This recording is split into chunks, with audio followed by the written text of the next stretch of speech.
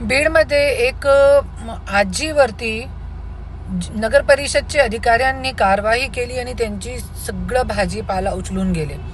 पण ते अधिकारी लोकांना मी एक विचारायचं आहे, मला तुमची ड्युटी काय आहे आणि तुम्ही करता काय? आणि तुम्हाला बहुतेक तुमचे हप्ते वसुली झाली नसेल त्याच्यासाठी तुम्ही हे कारवाई केलेली आहे. तुम्हाला मी आखरी वेळे सांगते, ही हप्ता वसुली करणं बंद करा. माझ्याकडे लय वेळे कंप्लेंट आलेली आहे की तुम्ही लोक 10 रुपये 40 रुपये प्रति दिवस घेताय ते सब्जी भाजीवाले कडून.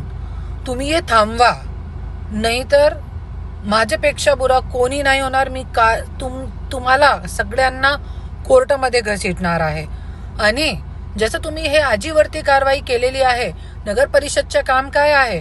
जागोजागी पसरलेला जे कचरा आहे ते उचलणं, तुंबलेली नालिया काढणं, हे तुमचं काम आहे. ते तुम्ही करत नाही, ते तुम्हाला दिसत नाही. हा तुंबलेली नाल्यामुळे, ते कचऱ्यामुळे इतका आजार पसरतोय. छोटे छोटे मुलाबाळापासून लय लोकांचे मृत्युमुखी झालेले आहे, तरी पण तुम्ही तुमचं काम चांगली पद्धतीने करत नाही. आणि एक वृद्ध महिलावरती तुम्ही अत्याचार करताय.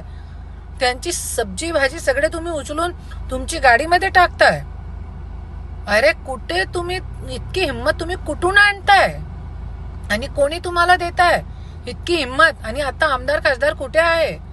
6 आमदार असून लोकांवरती इतका अन्याय होतोय बीडमध्ये, कमाल गोष्ट आहे.